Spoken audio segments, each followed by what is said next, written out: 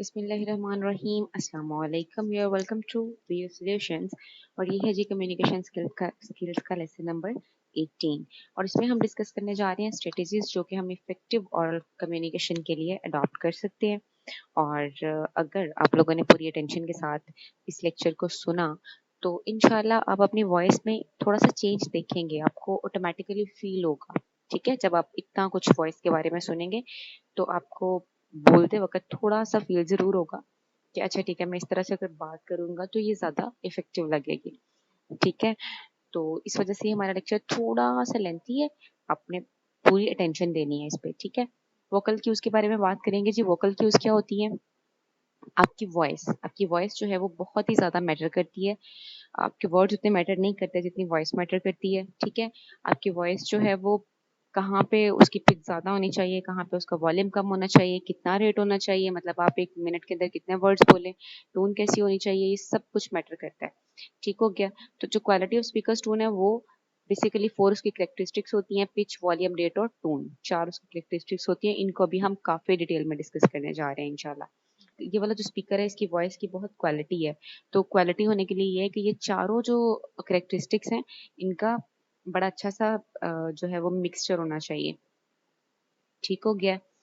और पिच की बात करते हैं जी। सबसे पहले हम पिच क्या है? Pitch normally refers to the degree of highness और लोनेस ऑफ अ साउंड। ठीक हो गया, उसकी डेफिनेशन होगी, आपको पता चल गया पिच क्या होती है। अब हर बंदे की वॉइस की जो नॉर्मल पिच होती है ना वो हियरेबल होती है। अब आपको पता है नॉर्मल तो वो एक वर्ड है, नॉर्मल कोई पैरामीटर तो नहीं है ना, इसलिए हर पर्सन की अपनी वॉइस के हिसाब से एक पिच होती है। ठीक है, नॉर्मल पिच होती है। और वो नॉर्मल पिच ऐसे जज की जा सकती है कि अगर उस नॉर्मल पिच से आप कुछ लेवल्स ऊपर जाएंगे तो without sounding squeaky and lower a few levels without sounding grimly। ठीक है, आपकी वॉइस ना तो वो क्वैक क्वैक वाली लगनी चाहिए और ना ही बहुत भारी सी जैसे डीप वॉइस होती है वैसे नहीं लगनी चाहिए। ठीक है, such a range allows a speaker to vary pitch from contrast while maintaining a vocal quality that is pleasing to be ear। अगर आप नॉर्मल पिच पे बात कर रहे हैं तो आप अपने सेंटेंस के हिसाब से, आप जहाँ पे एम्फेसिस देना चाह रहे हैं या आप अपने सेंटेंस के हिसाब से उसको हाई भी कर सकते हैं, उसको लो भी कर सकते हैं, जो कि बड़ी प्लेजिंग लगती है और बोर्ड नहीं होने देती। ठीक हो गया? अगर आप अपनी वॉइस के अपने सेंटेंस के एंड पे अगर आप जो है वो ड्रॉप कर देते हैं अपनी पिच को तो इसका मतलब ये है कि ये कंप्लीट स्टेटमेंट है।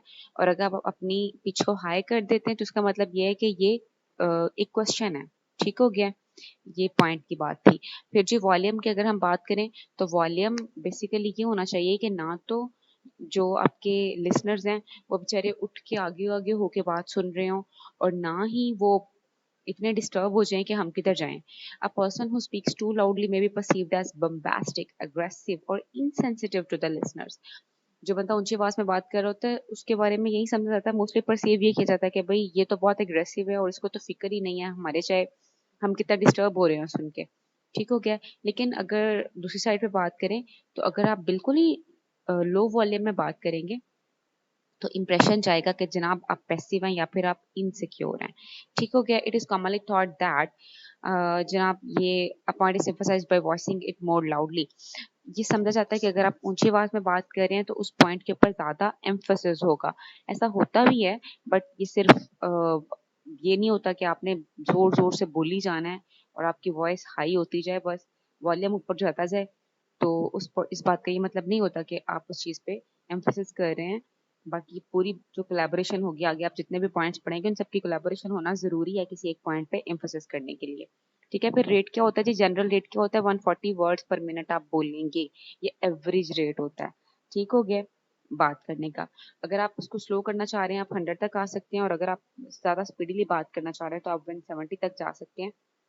लेकिन आपने इस चीज का खास ख्याल रखना है कि जो आपका रेट ऑफ स्पीच है ये सुनने वालों के लिए इफेक्टिव हो। ठीक है, ऐसा नहीं हो कि उनको नींद ही आ जाए, अगर आप 100 से भी नीचे चल जाएंगे वर्ड्स लेके तो वो बिल्कुल ऐसे डल सा फील करेंगे। ठीक है, उनको इंटरेस्ट उनका उसका मतलब जो आपकी लिसनर्स हैं, आपके लिसनर्स का इंटरेस्ट उसमें लूज होने लग जाएगा। और अगर आप बहुत स्पीड में बात करेंगे तो लोगों को लगेगा भाई ये बहुत जल्दी में है, आप बात करके निकले, हम बाद में जो है ना किसी और बंदे की बात सुन सुन के तो तसल्ली से समझ लेंगे। ठीक है, आपको बहुत जल्दी आप बात करके तो फिर जाने वाले बने। टोन क्या होती है जी? The quality of the tone is the combination of pitch, strength and character. तीन चीजों का कॉम्बिनेशन जो है उसको आप टोन कहते हैं। पिच आपने पढ़ लिया क्या होता है, स्ट्रेंथ आपकी वॉइस में कितनी है, कितना फैमिली आप अपने वर्ड्स को होल्ड करते हैं, ठीक है। और कैरेक्टर जो आपकी मतलब आप अपनी पर्सनालिटी को इसमें काउंट कर सकते हैं टोन के अंदर। Character refers to the sense of a meaning particularly tone conveys. Character क्या चीज है जी? आप किस तरह से आपकी जो टोन है वो क्या रिप्रेजेंट कर रही है आपको, ठीक है, उस चीज को आप कैरेक्टर कहते हैं। ठीक हो गया। अब जी आपकी अगर तो आपकी वॉइस मोनोटोन है या बिल्कुल ही फ्लैट टोन है तो उससे एनर्जी ऐसा लगेगा जैसे इस बंदे ने खाना ही नहीं खाया हुआ, इनकी एनर्जी डल है, इनमें बात करने की हिम्मत ही नहीं है, ठीक है। स्पीच पैटर्न्स क्या होते हैं जी? स्पीच पैटर्न्स वो होते हैं, कुछ तो ये होते हैं जो हैबिचुअल होते हैं, ठीक है, वोकल ट्रेट होते हैं ये। कुछ लोगों को आदत होती है ना ये कहने की, बात करते करते वो बार बार यूज कर रहे होते हैं, तो या फिर सीरियसली। अच्छा मुझे याद आ गया, कल परसों एक एक मेरी मीटिंग थी तो उसमें वो जो सेकंड पर्सन था उसको बेचारे को एक ही बात आ रही थी, वो बार बार यही कह रहा था ना, सीरियसली मैं आपको एक बात बताता हूँ, आई मीन सीरियसली। तो मुझे उसकी बाकी बातें भूल रही थी और मुझे यही याद रह गया था, हाँ आई मीन सीरियसली। तो ये जो इस चीज को आप स्पीच पैटर्न कहते हैं, ठीक हो गया। अब ये स्पीच पैटर्न कहीं पे बड़े सूटेबल भी होते हैं, ठीक है, लेकिन ये जो स्पीच पैटर्न्स हैं कहीं पे ये बहुत ज्यादा इरिटेटिंग भी हो जाते हैं, ठीक है, और ये आपकी बात का मतलब आपकी ओरिजिनल मीनिंग को ये डिस्ट्रॉय कर देते हैं, कंटिन्यूटी खत्म कर देते हैं। अब ये जो स्पीच पैटर्न्स हैं जो डिस्टर्ब करते हैं, डिस्ट्रैक्टिंग हो सकते हैं, उनमें एक होता है जी इन्फ्लेक्शन, फिर आर्टिकुलेशन है, फिर फिलर्स हैं, पॉजेज और फिर एक्सेंट्स हैं। इन्फ्लेक्शन क्या होता है जी? इन्फ्लेक्शन होता है आप अपनी वॉइस को किस तरह से मॉड्यूलेट करते हैं, ठीक है। Proper inflection is the practice of altering the tone and or pitch of a voice to more clearly express और मैग्नीफाई मीनिंग। अपने वॉइस आप अपनी मतलब स्पीच के मीनिंग्स को मैग्नीफाई करने के लिए, उसको ज्यादा क्लियर करने के लिए आप जो है इन्फ्लेक्शन का यूज करते हैं। ये बहुत ही इफेक्टिव टेक्निक है कम्युनिकेशन के लिए और ये आपके मैसेज को ज्यादा मेमोरेबल बनाने में हेल्प करती है। और जनाब फिर ये है कि आप इसको लर्न कर सकते हैं, लर्न ऐसे कर सकते हैं कि ऐसे स्पीकर्स को सुने जो मतलब आप अच्छे स्पीकर्स को सुने ताकि आप जो है ना इन्फ्लेक्शन को अडॉप्ट कर सके और आपको पता चल सके मैंने कहाँ पे किस तरह से बात करनी है। बट मिस मीनिंगलेस और misplaced inflection is a barrier to effective communication. ठीक हो गया। अब मीनिंगलेस और आपने इस तरह से नहीं बोलते जाना, जैसे आगे भी हम यही बात करेंगे कि दरम्यान में आपने कंजक्शंस को यूज तो जरूर करना है, बट अगर आप ऐसे ही बोलते जाएंगे एंड और बट वगैरह जो मीनिंगलेस हो जाएंगे तो फिर वो डिस्ट्रैक्टिंग हो जाती है। आर्टिकुलेशन क्या होती है जी? Articulation the skill of speaking in distinct syllables. Syllables distinct हैं, उनको जब आपने स्पीक आउट करना है, ठीक है, तो उसके किस तरह से उसको जो है आपने स्पीक आउट करना है, इस चीज को आप आर्टिकुलेशन कहते हैं। अब आर्टिकुलेशन होती क्या है बेसिकली? आप सिंपल वर्ड्स में बात करें तो ये प्रोनाउंसिएशन है, ठीक है। प्रोनाउंसिएशन कह लें या फिर क्लियर एनुसिएशन कह लें। आप कितना क्लियर बोलते हैं उन वर्ड्स को। अगेन आर्टिकुलेशन क्या है जी? आर्टिकुलेशन वो स्किल है जिसके थ्रू आप डिस्टिंक्ट सैलेबल्स में बोलते हैं, ठीक है। आर्टिकुलेशन का मतलब भी बेसिकली ये है कि आप इसके सिंपल मीनिंग में आप इसको कह सकते हैं कि या तो ये प्रोनाउंसिएशन है, ठीक है, या फिर ये क्लियर एनुसिएशन है। अच्छा जी, अब जो एनोसिएशन एक्सरसाइजेस होती हैं वो क्या होती हैं? ये बेसिकली आपके माउथ की मूवमेंट होती है, स्ट्रेस मूवमेंट होती है। आपने कहाँ पे अपने लिप्स को रिलैक्स करना है, कहाँ पे टंग को रिलैक्स करना है, कहाँ पे अपने जॉ मसल्स को रिलैक्स करना है। ठीक हो गया। ये सारी चीजें जो हैं इनको आप कह सकते हैं कि ये एनोसिएशन एक्सरसाइजेस में काउंट होती हैं।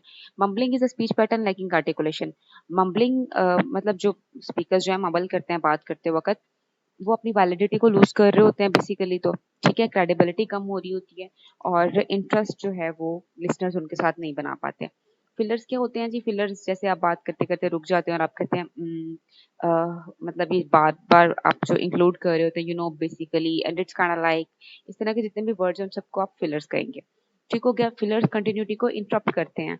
फिलर्स जो हैं कहीं पे कन्वर्सेशन के अंदर आपको फिलर की जरूरत भी पड़ती है और वो बहुत इफेक्टिव लगते हैं।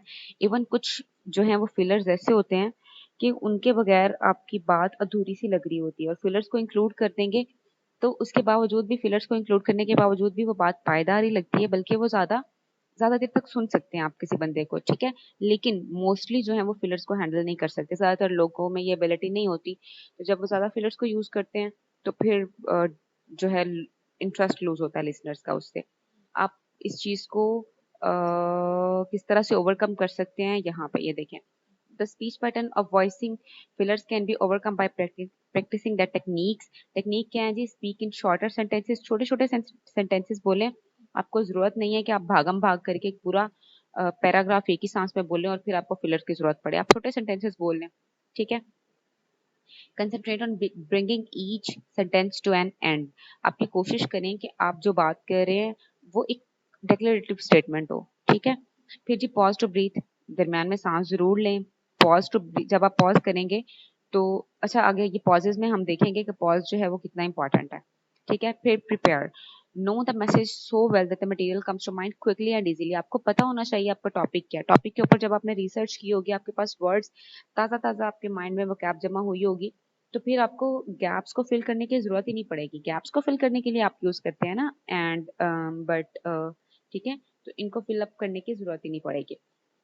प्रैक्टिस करें जी अल्टरनेट वर्ड्स, जिस तरह से जहाँ पे आपने या लगाना है वहां पे आप लगा दें जी इन एडिशन टू, ठीक है, या फिर आप लगाएं ऑन दैट पॉइंट, या फिर आप कहें हाउएवर, मोरओवर, इस तरह के वर्ड्स आप यूज कर सकते हैं। A speech pattern similarly to the use of fillers is the repeated use of superlatives. ठीक हो गया। सुपरलेटिव्स का अगर आप ज्यादा यूज कर रहे हो, जैसे एग्जैजरेटेड एक्सप्रेशन है, awfully, normally, terrific, amazing, awesome वगैरह, ये बिल्कुल इसी तरह से ये जैसे आप सुपरलेटिव डिग्री को ज्यादा यूज कर रहे हो। फिर जो पॉजेस क्या होती हैं, एक सॉफ्ट ड्रिंक की कमर्शियल थी, उन्होंने इस तरह से अपना स्लोगन रखा था, द पॉज दैट रिफ्रेशेस। ये उन्होंने एग्जांपल दी है, वैसे इसका कंसर्न नहीं है हमारे टॉपिक्स के साथ। ये उन्होंने बस एक स्लोगन रखा था, तो वो स्लोगन आपको बता रहे हैं, द पॉज दैट रिफ्रेशेस, ठीक है। तो पॉज जो होता है ये रिफ्रेश करता है। मार्क ट्वेन ने ये कहा था कि जो सुटेबल वर्ड है किसी भी सिचुएशन में, जाहिर है वो तो स्वेट करेगा ही, लेकिन अगर आप, आपका जो सुटेबल पॉज है ना, उसका जो इंप्रेशन होगा वो वर्ड्स का भी नहीं होगा, ठीक है। जहाँ पे आपको बात करने के बाद चुप रहना है ना, थोड़ा सा पॉज देना है, उस पॉज के अंदर लिसनर के पास ये चांस होता है कि जितना कुछ आपने पहले बोला उसको वो डाइजेस्ट कर ले, ठीक है। और आपके पास ये चांस होता है कि आपको फिलर्स की जरूरत ना पड़े। फिर जी एक्सेंटेड स्पीच क्या होती है जी? आपको पता है कि हर बंदा एक ही प्लेटफॉर्म जो एक, फिर हैं जी एक्सेंटेड स्पीच क्या होती है जी? Every speaker has an accent, हर किसी का अपना एक्सेंट होता है, और एक्सेंट्स तो चेंज होते रहते हैं थोड़े थोड़े गैप के बाद। इवन सिटीज, एक सिटी का दूसरी सिटी के साथ एक्सेंट मैच नहीं हो रहा होता। लेकिन अगर आप इस चीज को ऑब्जर्व करें कि आपकी जो ऑडियंस है वो सारी की सारी ऑडियंस किसी एक सिटी की नहीं बैठी हुई, सबका एक्सेंट सेम नहीं है। तो अगर आप एक एक्सेंट में बात करेंगे तो उनके लिए सुनना वो डिफिकल्ट हो जाएगा, ठीक है। आपको अपना बैकग्राउंड शो नहीं करवाना है, आपको अपना आपको अपना मैसेज डिलीवर करना है, जो कि जो लिसनर्स हैं उनको प्रॉपरली समझ आना चाहिए, ठीक हो गया। इसलिए आप इस चीज पे फोकस करेंगे कि जो आपकी स्पीच जो है वो एक्सेंटेड नहीं हो, ठीक है। फिर विजुअल क्यूज है जी, पहले हमने वोकल क्यूज की बात की। अब विजुअल क्यूज में हम जो चीजें ऐड करने जा रहे हैं वो फेशियल एक्सप्रेशंस वगैरह, eye contact, gestures, movement, attire, ये सारी चीजें आएंगी। क्योंकि जो आपके लिसनर्स है ना वो सिर्फ लिसनर्स नहीं है, वो आपके व्यूअर्स भी हैं।